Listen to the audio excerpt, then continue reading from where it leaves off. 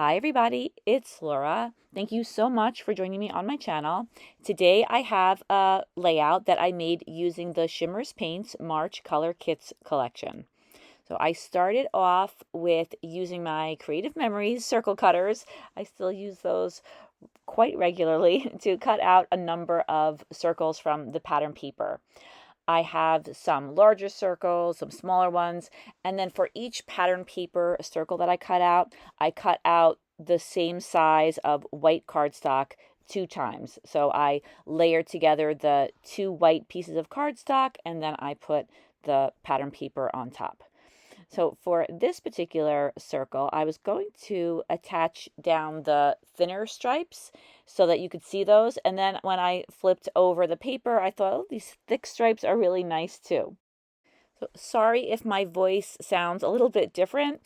I recently got Invisaligns. I've been waiting decades to straighten my teeth, and I'm finally going for it. But the dentist did say that it would cause a little bit of a change in my speech for a couple of days. So I think that that's kind of happening a little bit. So that's the reason for that. Now I have my circles assembled and I'm using some Distress Oxides to ink the edges. I used Picked Raspberry on some of the circles, the ones that had a lot of pink in them. And then these circles are primarily green, so I used Cracked Pistachio on these 2 greenish colored circles. And then for the smaller circles, I use some milled lavender, which I think is a really pretty soft color. It goes really nicely, I think, with the other 2 Distress Oxide colors. And once I had all of my circles ready to go, I began arranging them. I had a feeling that I was going to arrange them in a diagonal, and I'm just trying to figure out exactly how I want to place them on the layout. I do end up switching this arrangement a little bit. For some reason, it looked a little bit too much like one of those balloon animals. You know what I mean? I feel like the 2 little circles on either end of the diagonal just made the whole thing look a little funky. So I do go back later on and I remove one of those circles and I move some things around a little bit. I'm going to make a mixed media background. I'm actually going to do something a little bit different than what I usually do. I'm going to create a resist background, and they are so much fun to make and they're really cool. So I hope you will enjoy watching that process. Before I do that though, I want to make sure that I have all these circles attached together and that they're not going to come apart. So I took a piece of scrap white cardstock, I put some adhesive on it, and then I layered that on top of the back of the circles, and I knew that would hold the shapes together really well. This time, instead of using a piece of gessoed cardstock like I usually do, I'm using a board. I believe it is watercolor paper on top, and it's called Crescent. That's what it says all over the back, so that must be the brand. I just thought that this would be great because I'm going to be doing a lot of mixed media, and I thought that this board would help the background from warping. It still warps a little bit because, like I said, I put a lot on this paper. So in order to create this resist technique, it's best to start with a light color. I use 2 different shades of yellow on the background. I use a Coloringz called Sunny Side Up and another one called No Yolking. And then I'm using my spray bottle and a piece of plastic to help me to water the color down a little bit and also to spread it around. At this point, I was thinking that I would only put color in some places, but then by the time I was done, I decided I was just going to add the color all over the board. And I added some pencil lines to indicate where those circles are going to go, just so that I know that there won't be any color in that place and I can concentrate on the other areas that I know will be visible. So after I use the packaging technique and I spread the color around that way, I allowed the background to dry, and now I'm adding some splatters. And you'll see on the final product that you can't really see a lot of this yellow. It's just kind of a base. You definitely don't see the splatters, but I didn't know that when I did this, so I always like to add a little bit of variety in the background. I love adding splatters. So after all of this was dry, I used a stencil. I'm so sorry. I don't know where this stencil came from. It is a whole bunch of little swirls. And I used it along with some Opalescent Stardust butter made by the Crafters Workshop. And I'm spreading that all around the stencil, and I'm creating little kind of transparent swirls in the background. And this is going to be the resist where I put the butter in quotes. That is going to lock in the yellow color, and then I'm going to add sprays on top once it dries, and then the color will go in all the places where there is no Stardust butter. So I think that'll be a little more clear as you see how this goes. But right now I'm just adding the sparkly opalescent Stardust butter to the background. You definitely don't have to use this. I just happen to have it on my desk. If you have gel medium, that works really well. And there's also a product that's made just for this. It's called Distress Resist Spray. Sorry, I'm having trouble with those S's. That's another option. I'm sure there are other options too. I think anything that dries clear would work, but I haven't experimented with many other things, but I know that this works because I had already tried it out. So I'm working my way all around the background, adding this, I guess it's almost like a texture paste, but it is clear and it's really sparkly, and I love the sparkle, and the sparkle is really clear in the finished product, in person anyway. Sometimes you really can't see certain things in photos, but it did turn out to make a really cool background. And I think that the glitter went really well with this paper collection. I didn't include all of the footage of me adding the paste to the background. I added a little bit more of the yellow color to the background, and then I let the entire thing dry thoroughly. I did not use my heat tool because I often will bubble the paste if I do that, so I just let it air dry. And then I added some other colors that were in the Color Kitz collection for March. I add a little bit of an Inklingz called Punchy Pink, and I also use a Shimmerz called Posey-tive. And unfortunately, that didn't record, but I only added little bits of it, and really the star of this resist background was the Coloringz called Pink Stilettos. That's that bright pink color that I'm using now. And I think that in the end, you really just see the pink and the yellow, and then there's some oranges, and that's just because the pink and the yellow combined.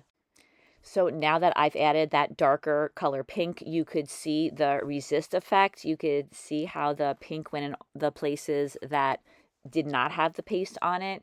And I tried to vary how much paint was in different places just because I really wanted there to be a lot of differences between the different areas in the background. I didn't want it to look solid. I added a few splatters using a color splash spray called Flashy Flamingo. The color splash sprays are glossy acrylic sprays, and they're perfect for adding splatters to backgrounds. And then I wasn't sure if I was done, but I decided to keep going, and I'm really glad that I did, because I think that the extra punches of pink in a couple of places really made the background look even more interesting. So of course, when it dries, the color dulls down a little bit, but I still think it's a really, really bright, fun background. And if you've never tried this, I really encourage you to try it. Just try it on a little piece of paper. It's really fun, and I think there are a lot more possibilities for this kind of a background.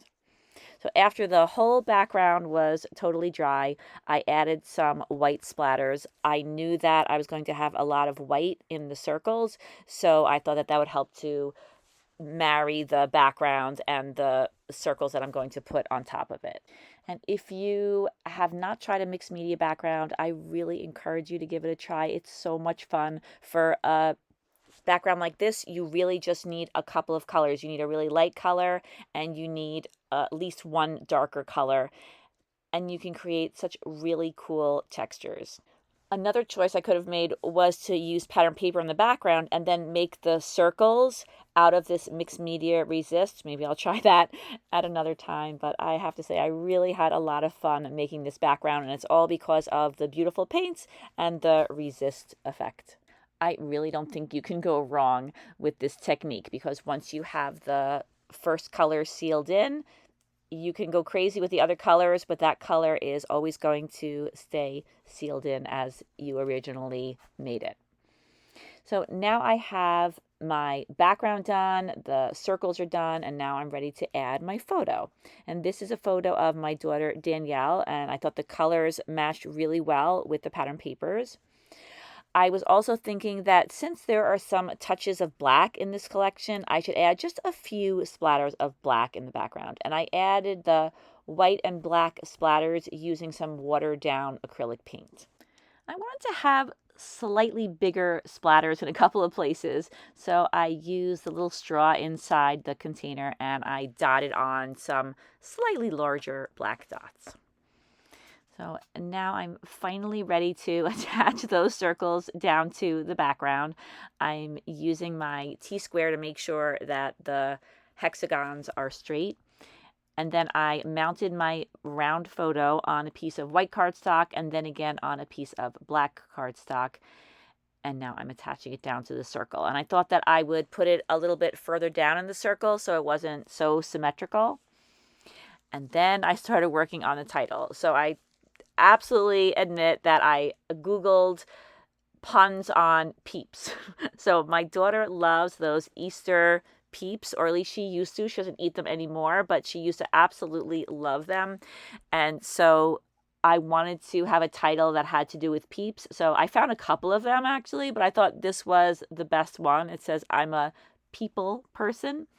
And I found some thickers and there wasn't a single E. I had so many of them and they were so old they fell off of the backing.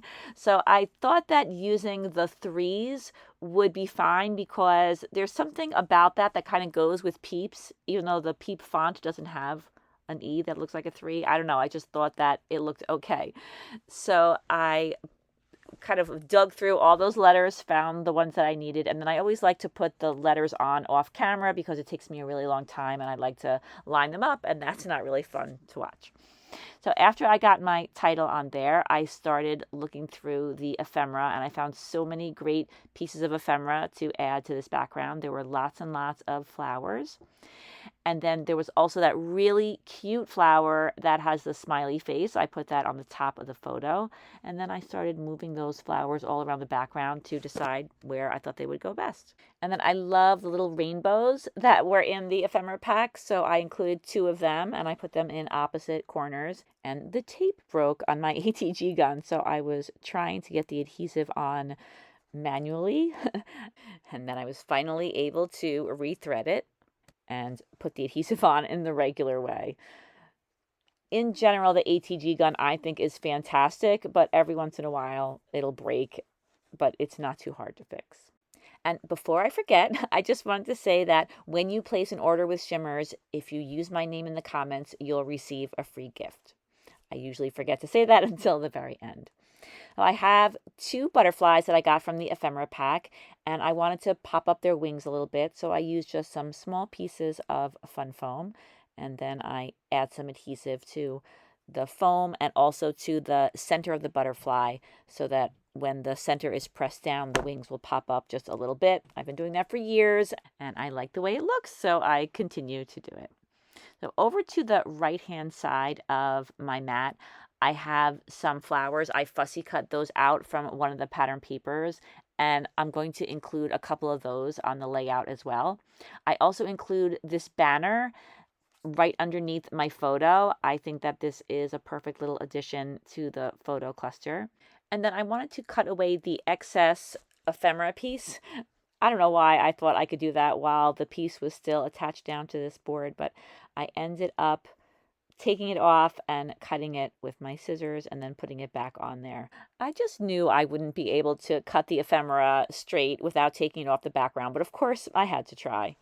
So now I've selected some of the flowers that I fussy cut out. I have some green ones, blue ones, and pink ones, and I'm distressing the edges of all of them using some colors of Distress Oxide.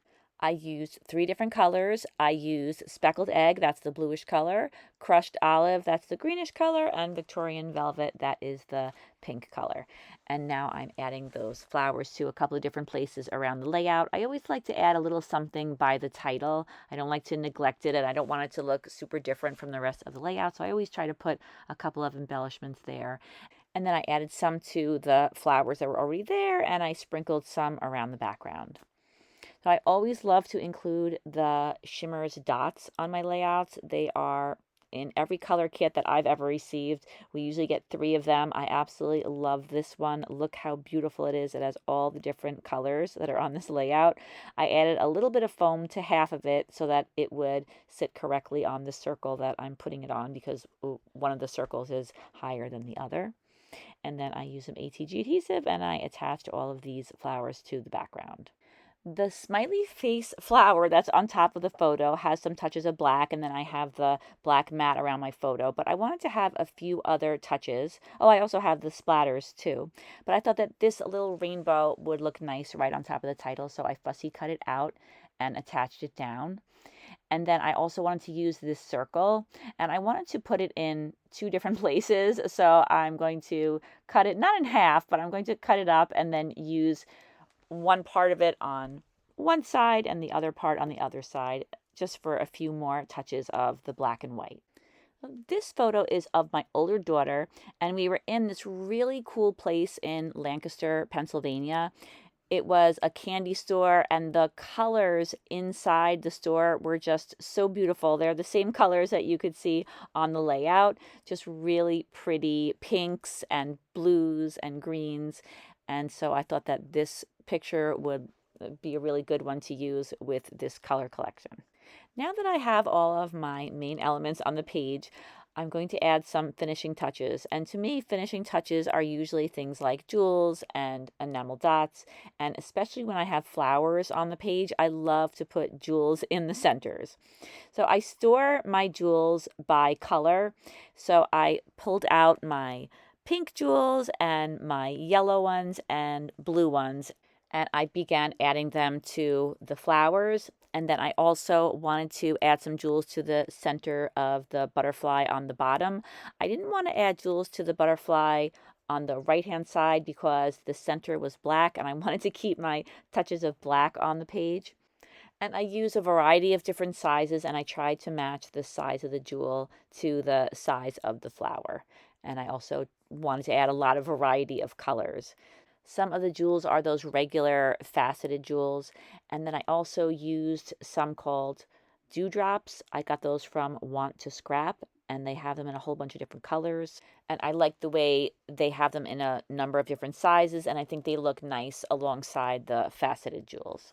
And then one of the last touches I made was to add some blue jewels. They are kind of bumpy, and they're a little different from the other jewels.